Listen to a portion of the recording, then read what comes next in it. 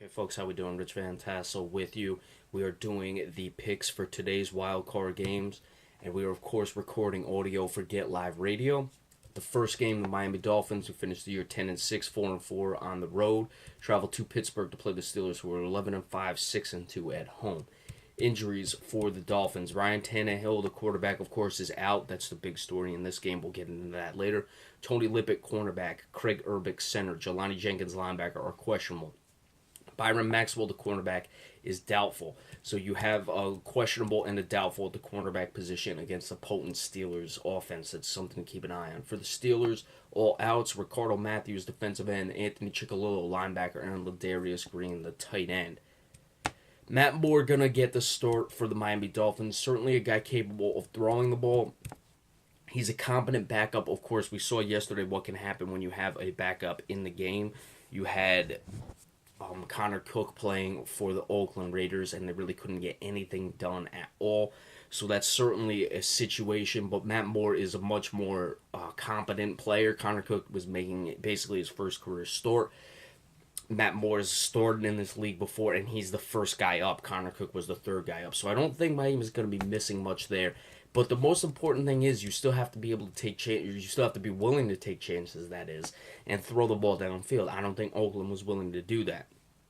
We'll see if Miami is going to do that as well. Certainly the Steelers' defense has not been their calling card this year. You got guys like Jarvis Landry.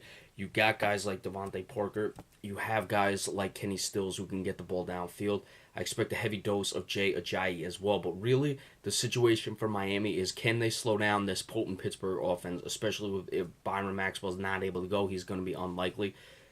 The Dolphins' defense has not been great. They'll need Ndamukong Suh to get pressure up the middle, keep Ben Roethlisberger in the pocket. I think that's very important. He can beat you on the outside. He can run as well. So you have to keep him from being able to extend plays and make things happen. I really like the Miami Dolphins. I like the way they're playing, and I think they're going to surprise people and get the victory in this one.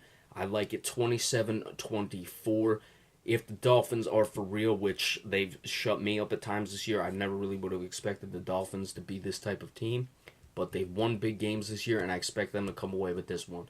Dolphins get the surprise victory over the Pittsburgh Steelers. Next, the Giants 11-5, 4-4 on the road. To finish the year, travel to Green Bay. It was 10-6, 6-2 at home. Winners of the NFC North, and of course, they won 6 straight going into the playoffs. Injuries for the Giants: Jason Pierre-Paul, defensive end, is out. Owa Udezigwe, defensive end, is doubtful. For the Packers, Nick Perry, linebacker; DeMaurice Randall, cornerback; Joe Thomas, linebacker; and Aaron Ripkowski, fullback, are questionable. Quentin Rollins, cornerback, is out. I see that Quentin Rollins being out. I know that Green Bay will struggle against the pass at times. You certainly have to deal with Odell Beckham Jr., who had a sensational year this year, especially catch and run-wise. So we'll keep an eye on that. Going to be cold there in Green Bay, so that I think will slow Aaron Rodgers down a bit, but it will also slow Eli Manning down a bit. Ty Montgomery has been able to run the ball this year. He's right at like 6 yards per carry. I didn't think he'd be able to get it done. He has at the linebacker, or a wide receiver moving to running back. So let's see if he can continue that. Of course, on the other side of the ball, the Giants really struggled to run. Rashad Jennings was their top rusher. He had more yards than Ty Montgomery, but Ty Montgomery only had 77 carries and only has like 150 less yards than Rashad Jennings, who played the whole year and didn't even get to 600 yards.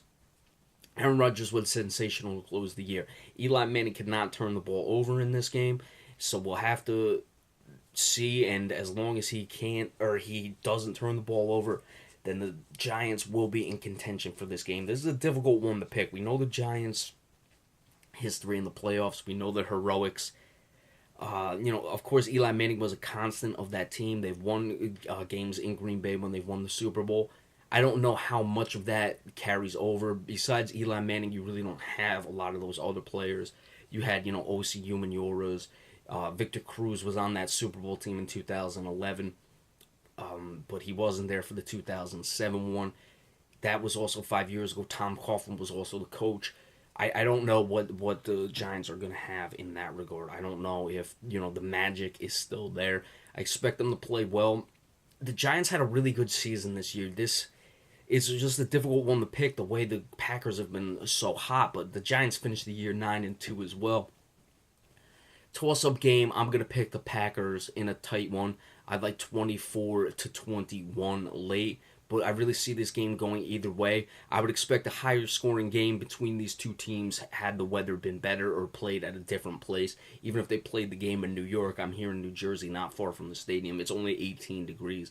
So, you talk about somewhere with warmer weather, I would expect a high scoring game. Obviously not here in the New York, New Jersey area.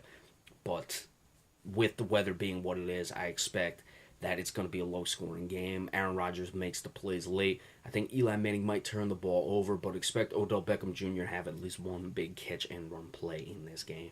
All right, so we'll give you the recaps of these games when we'll go final. I don't know what I'm going to do with the NBA reports, the Celtics report, and the regular report. It's something to keep an eye on. I might have to do those tomorrow, but be sure to stay tuned for that as well. And a reminder to everyone listening on Get Live Radio, you can catch my YouTube channel, the Rich Fantastic channel, as well. Thank you so much.